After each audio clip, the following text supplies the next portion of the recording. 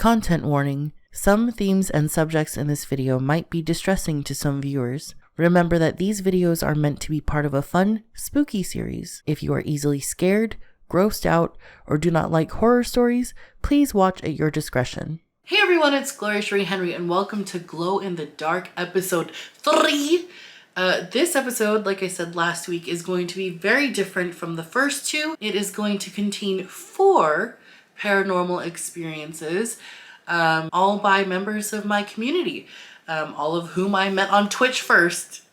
Follow me on Twitch. Let's hang out. Let's have a good time. Anyway, I am just going to read these stories to you so that you have a fun little just paranormal experience, cute time. I'm gonna get actually snuggly for this because actual experiences of the paranormal scare me. So I'm gonna get snuggly. So thank you to Moose, Val, Charles, and of course, Simon, the main event of this video, for submitting, and thank you to Shawna, who has graciously illustrated Simon's story. So be sure to check Shawna out. Link in the description, of course.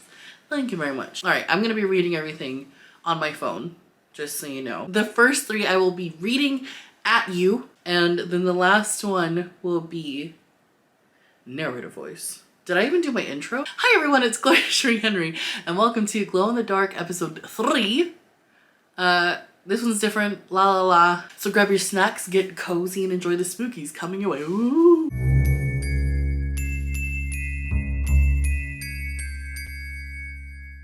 This one is from Moose, and I'll just get right into it because none of these were titled. First, some context. This happened in Richmond, Virginia in the USA. This city has a lot of unfinished business. I was an undergrad and a friend let me move in. They let you move into Virginia? Just kidding. I'm just kidding. Okay, anyway. Sorry, Moose.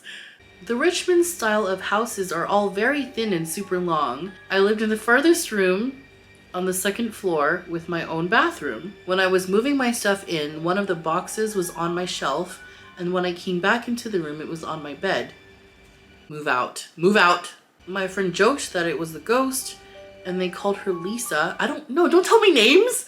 Don't tell me names! Names are powerful, though, if we've seen any scary movies. And she moves stuff sometimes. She would do things like move something or close my blinds, but never anything mean or violent. The weirdest thing she did was one night when I got too drunk too fast and my friends dropped me off at home. I distinctly remember being in my personal bathroom and someone lifting me up and helping me to the couch in my roommate's bedroom instead of like my bed. I don't know what Lisa was thinking. It's just weird to me because I was definitely alone in my house. I'm scared. And I wouldn't have walked the long way from my bathroom to that couch when my own bed and a futon were right there. My friend had a thing of research from his dad. When they were looking to buy houses in Virginia, you don't have to say if someone died or was killed there. I'm never moving to Virginia. So you have to do it independently if you want to know. They learned that a person from the early 1900s had died in my room giving birth. I always thought this was fascinating and odd and sad if she's still haunting, doing little tiny haunt things. That's it? I got so scared, and then Moose said, I always thought this was fascinating and odd and sad if she's still haunting, doing little tiny haunt things. And that's where it ends. Actually really scared to me. I'm glad I have my cozy blanket. Do you have snacks? Thank you, Moose, so much for that. That was actually terrifying. This next one is from Bay Area resident Valorosa. Just letting you all know, when I selected these stories, it has been a couple of months. I've been working on this series for a couple of months, so yes, I will have forgotten some of the things that were written here. 5 years ago, during autumn, Kylo and I started seeing one another, hanging out for long amounts of time because we started falling for each other. Oh, 5 years? That's cute. During one of our almost dates, we were hanging out at Lake Merced. I'm being specific for a reason. which was in my hometown. We were merely having a conversation about life on the bridge for the lake, by the lake, looking up at the stars and realizing it was midnight. It's almost midnight here, it's almost midnight where I live and I'm scared. Then something felt wrong. It was dark, but the only thing illuminating us was the moon that peeked over the trees of the golf course nearby. I don't know how to describe it other than it felt like a bad feeling / pressure was going up the back of my head. No. I looked over to my left to see some dark mass that was darker than the shadow that was the... Okay. I'm gonna read this and not get scared as I'm reading it. I looked over to my left to see some dark mass that was darker than the shadow that the trees were casting. It creeped me out. It was almost as tall as the tree. I remember seeing this figure and staring at it for a good minute before Kylo realized I wasn't talking and asked what was wrong before I gestured for him to look over. This is the part that spooked me during the events. Events? Kylo looked over to see it. I assumed that he would just say, "What are you looking at?" I'm used to this since I've been sensitive all my life, but I heard him shift. Then I blinked, and that's when I literally saw this man's face, she wrote in all caps. Only the face. Only the face! It was as if the shadow figure or something was trying to manifest, no! And doing it head first. Ew! Ew! I know I keep really making the most like hideous faces, but I'm actually scared and I hate being alone during scary things, and I'm alone right now and I just don't know. I'm scared. I'm actually scared. It was so creepy. Kylo and I froze staring at it. I was taking in his face and I realized his skin looked so pale and blue toned. I don't know. That was just something that stuck with me. I think what is wild to me is the fact that the face was shown after my fiance looked over. Like, we both saw the ghost's face. It was a solid 5 minutes of us staring at it and trying to actually see it. And then we heard something hit the water in the lake and then it was gone. We went home so fast. 5 minutes. I'd be like, let's go. There would be no 5 minutes. Like, if I said to Allie and we both saw this thing at the same time, we wouldn't even be there anymore. First of all, we wouldn't even be outside late anymore. That's just not something we do. We were talking about like what it would be like after COVID and everything, and if we would go to restaurants late at night. The answer is no. We'd be home by 6:30. Dinner reservations at 5:15. Thank you so much, Val. Thank you so much for your story. I'm scared. I'm just gonna keep reading so I can get to the main event. But this next one is from Charles. And this takes place in Colonial Williamsburg, Virginia. Virginia? This story could probably easily be debunked, but it still creeps me out. Yes. I'm already scared. My family went on vacation to Colonial Williamsburg, where my mom and I took a ghost tour that took you to different buildings around the town, telling you ghost stories of reported paranormal events from around the town. Tour ended at about 11:30 p.m. and of course, my mom parked in the wrong parking lot, which was on the other side of the park from where the tour finished. 11:30 p.m. 5:15 reservations. They could not, what time did it start? There's no way this could have started at like 4 p.m., Charles. No way. And then like a 7.5 hour thing. You chose, if it was an hour long, you chose to be there at 10:30. That's all I'm gonna say about that. I was already on edge since one of the last houses the tour visited really made us feel uneasy and unwelcome. As we're walking through the closed / almost pitch black park, my mom's phone rings and she starts talking to her friend. Mind you, again, the park is closed since it was almost midnight, and the only people still in the park were a few other of the soldier reenactors preparing for the next day's act. However, they were on the total opposite side of the park of where we were walking. As my mom was talking on the phone, she smacked my arm saying, ooh, take a picture, in a hushed voice. Oh, sorry. Ooh, take a picture. Me not seeing anything was like, of what? We're all alone on a dark street. She then pointed to one of the alleys between the houses. I look and see two women in period clothing.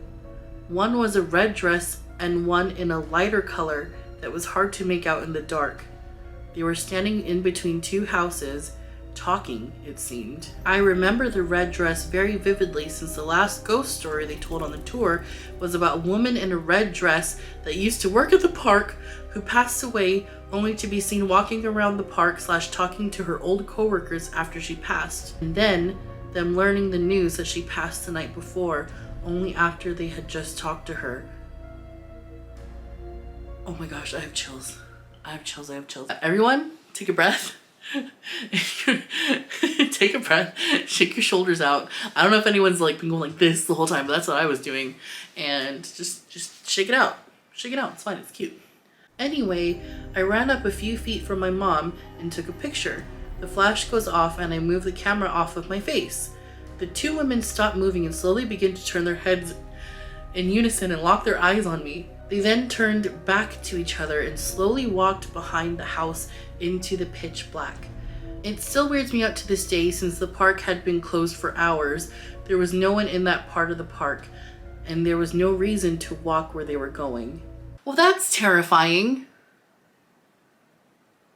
Thank you for sharing that, Chache. Oh my gosh. And last but not least is Simon's story. This one is about a sleep paralysis moment that he had. So, here we go. Get cozy and listen to my narration. My narrator voice. The first time I ever experienced sleep paralysis was when I was at my ex's parents' house for Christmas. We were in bed together sleeping. I had a dream that I was on an island full of palm trees, driftwood on the sand, bonfires, and people dancing. I was with a group of people that I didn't know. There was a sense of fear in the air. My partner and I were running away from something and trying to find a place to hide in an abandoned house with the bonfire somehow still in plain sight. There was this room I walked past. A light from a fire pit made me stop to look in. It was in a bathroom, very dirty and run down, and there was a close family member of mine who became unwell. She was kneeling down, muttering words that I couldn't make out in front of the fire. As I approached her, she looked up at me and her face began to dissolve into black. Her mouth opened up and she lunged at me. I woke up. I was back in the room with my partner. I could see them to my right. I wanted to move closer and cuddle for some comfort, but I realized I couldn't move. I was paralyzed. I looked down at my toes because I felt something crawling up my body, and I saw this creature from my dream. The face was black and glistening in the moonlight. Through the dark, I could see its shadow. The creature from my dream was crawling up my body with large tentacles surrounding it. I panicked. I tried screaming for help because I saw my partner lying there sleeping still, not noticing anything that was going on. My throat felt constricted and I had trouble making any speech. I remember trying to use my willpower, telling my arms to move, saying over and over in my head, "Please move." Then finally, my arms and hands broke free. I was trying to push the creature down, but at the same time I think I was just scared and pushing nothing but air. My eyes were closed so tight. I opened my eyes to my partner, turning over, telling me to shut up because I had woken them up with the amount of gibberish noise and thrashing movement I was making. I told my partner what had happened. They didn't say anything to me. Instead, they got out of bed, went and turned on the light, crawled back in, and they said, "I also had a dream that I was being attacked by a shadow figure." We slept with the light on that night and the next. The second time I had sleep paralysis, it was just after I found out that my close relative was in hospice. This time I was sleeping on my side. I felt like I just blinked and there was this dark silhouette figure of my relative hunched over at the end of my bed. She kept inching closer to me, saying my nickname she gave me when I was a child, "Little One." It started off pleasant, but as she came closer and closer to me, the whispering became faster and faster, and her voice became demonic. I ended up closing my eyes, telling her to go away. Eventually, I stopped hearing her and I opened my eyes. She was gone. Ever since she passed away, I never had an episode of sleep paralysis. It has been 15 years now, and still nothing. My nationality is Chinese. When something like that happens to you, we call it gloria, which translates into ghost pressing or sitting on body. What do you think? Was it sleep paralysis or the spirit of my relative? What did you think of this episode? Did you like the format? I know it's really different, and I know that tons of people do these types of things, but I wanted to know what you thought about the way I did it. What do you think?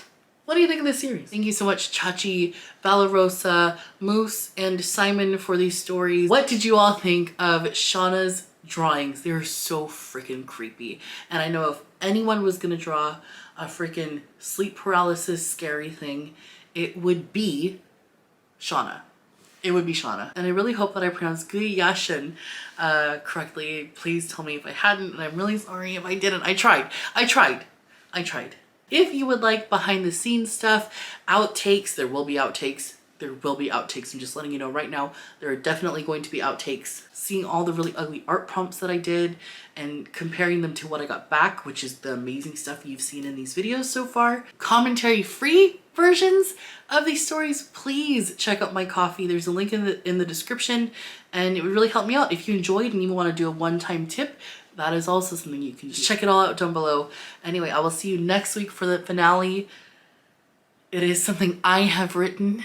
I'm very nervous about it, but I'm also very excited because I love doing these types of things, and it's really exciting to have something I have worked on that no one has really seen. It's not like it's different to a video. Writing a short story is very different to writing an outline for a video or a script. I'm just letting you know right now. And I hope you all have a great evening, and I will see you next week for the finale. Hope you enjoy October 30th, by the way. Thank you to Landon, of course, for creating the intro, and links to everything will be down below.